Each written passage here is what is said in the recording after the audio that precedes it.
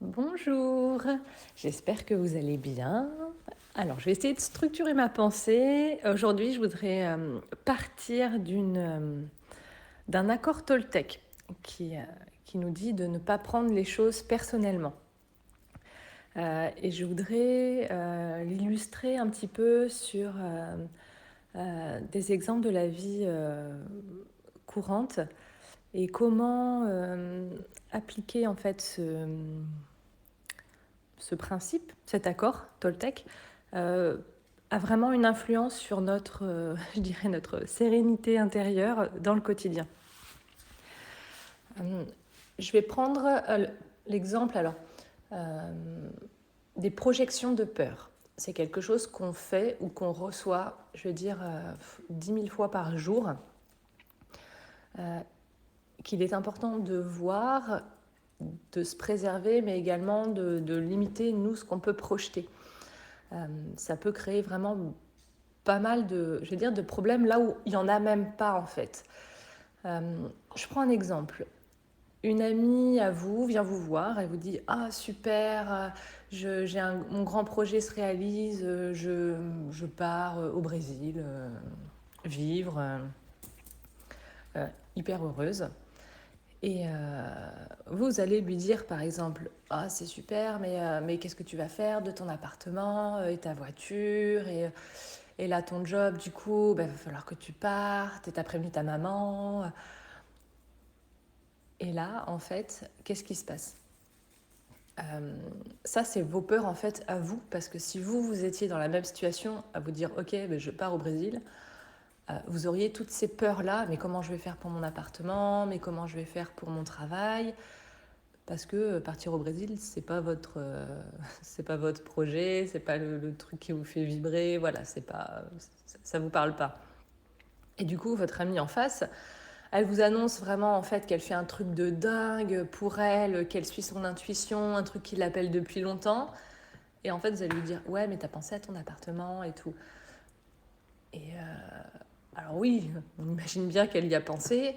Qu'est-ce qu'elle va faire? Elle va, je sais pas, le rendre à la location, le vendre, sa voiture pareil, enfin partir de son boulot. Enfin, je veux dire, pour elle, ça fait partie, on va dire, de la logistique de départ, euh, mais c'est rien par rapport à, les- à son projet énorme de vie et ce que l'énergie que ça lui donne, ce que ça lui procure et le courage que c'est pour elle, voilà, de faire ça, la fierté qu'elle peut avoir d'elle-même. Et en fait, elle va juste, en vous l'annonçant avec tout ça, se prendre un petit peu la vague de vos peurs à vous. Euh, donc ça, c'est voir un petit peu les deux côtés de la pièce. Nous, on le fait tout le temps, hein, on le fait tout le temps et on le reçoit tout le temps. Hein. Ça, c'est, je veux dire, un mécanisme qui est quasiment inconscient pour nous.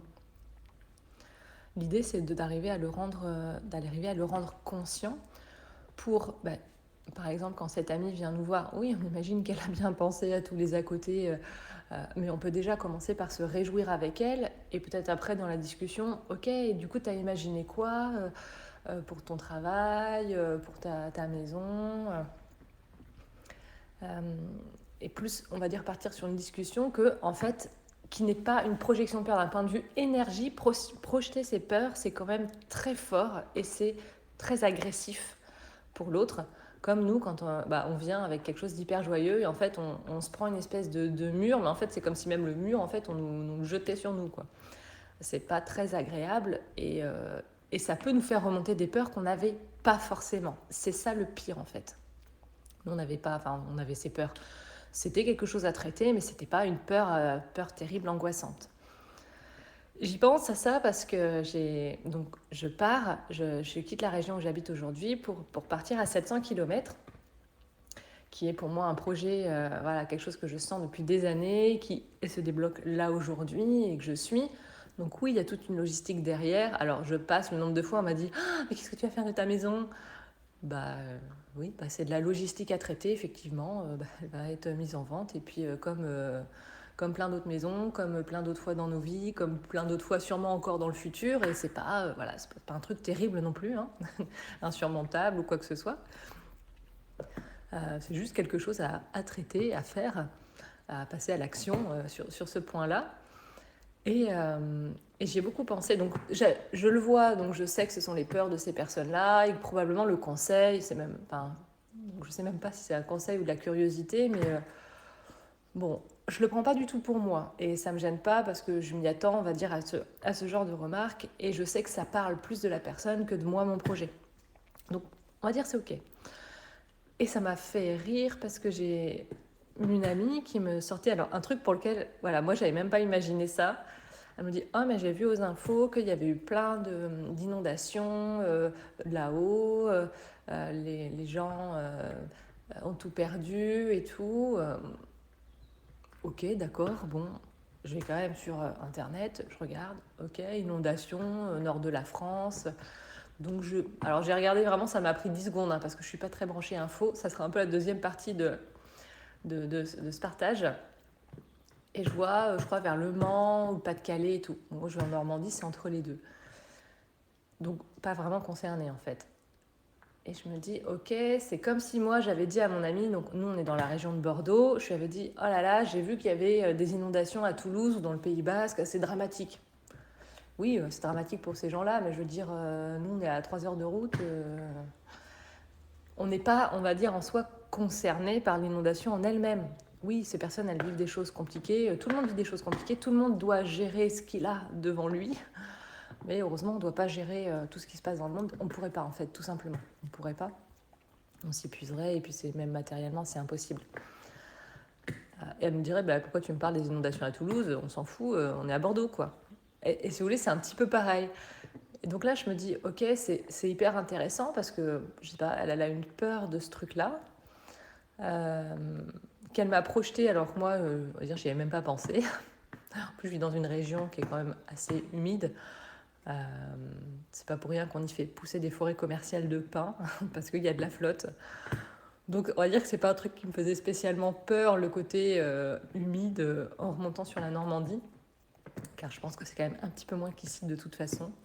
Donc j'ai trouvé ça hyper intéressant pour plusieurs choses, parce que déjà ça m'a surpris, parce que autant, par exemple, une vente de maison, je m'y attendais, le travail, voilà, comment je vais faire pour l'activité, plein de choses comme ça, ok, classique. Des choses à gérer, mais pas insurmontables. Mais c'est vrai que celle-là, m'a amusée parce que c'est un truc que je ne m'y attendais pas du tout. Et ça m'a permis voilà, de me remettre un peu dans cette analyse consciente de la projection des peurs ou de la réception de la projection, nous de projeter nos peurs ou de recevoir la projection de peur des autres. Et de en fait savoir faire la part des choses en fait. Savoir quand la personne elle vous dit elle projette sa peur, le voir, pour ne pas que ça devienne une peur que nous, on n'avait pas. Ou que ça vienne suralimenter une peur, une inquiétude, on va dire, qu'on pourrait avoir. Donc faire la part des choses et arriver à voir d'où cette personne vous parle. Elle parle d'elle, de ses peurs. C'est ok, elle a le droit d'en parler. Mais c'est important de faire la part des choses et de se dire, en fait, elle dirait ça à votre voisine, à une autre personne en face ou à votre mari, elle dirait la même chose. Donc ça parle bien de sa peur, pas du tout de vous. D'où l'accord Toltec de ne pas prendre les choses personnellement. Dans ce cas-là, on est clairement là-dedans. Alors, je prenais cet exemple-là parce que pour moi, il était concret, c'était du vécu et ça permet d'illustrer un petit peu cette pensée-là. Mais ça, on le vit des dizaines de fois par jour. Désolée, mon vocal va être un petit peu long, mais parce que je vais absolument parler un petit peu de l'autre partie de ce qui m'intéressait dans ce que mon ami m'a dit, c'est j'ai vu aux informations. Les informations, en termes d'alimentation, de peur qui n'existait pas, c'est quand même le top du top. Pour vivre dans une angoisse perpétuelle de toutes les peurs, de toutes les choses qui sont généralement plutôt horribles, on ne va pas se mentir, qui se passent dans le monde, et encore assez filtré, trié.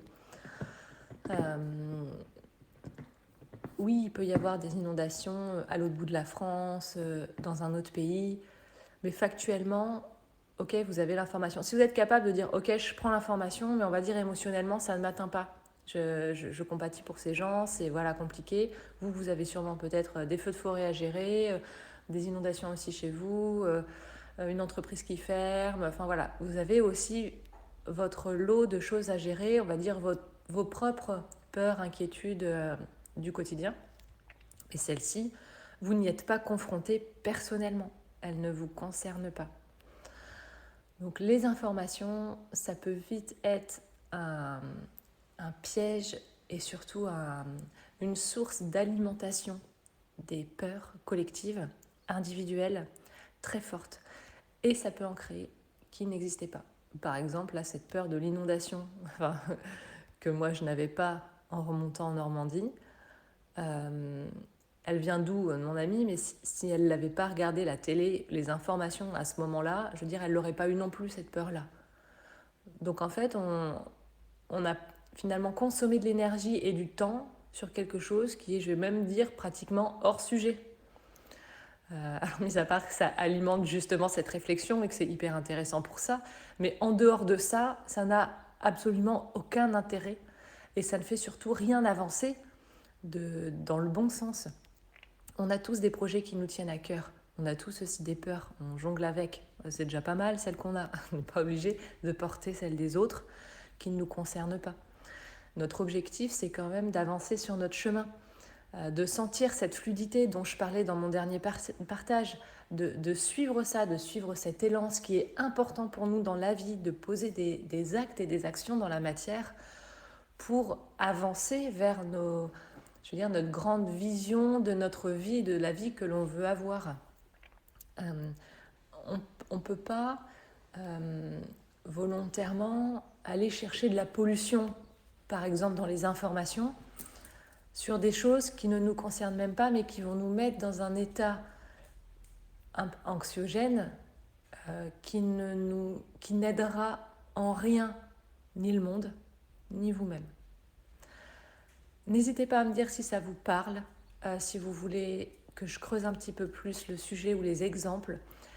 C'est pour moi quelque chose de très important à voir dans le quotidien. Tous ces petits moments-là où il y a des peurs qui se projettent, qui se passent, comme si on se passait un sac à dos en fait, ou une patate chaude, ça dépend, qui est en fait la peur. Et comment ne pas le prendre pour soi, ne pas prendre celles qui ne nous concernent pas, qui ne nous appartiennent pas et qu'on n'a pas. Je vous souhaite une très belle journée, lumineuse et bien alignée sur votre chemin avec vous-même.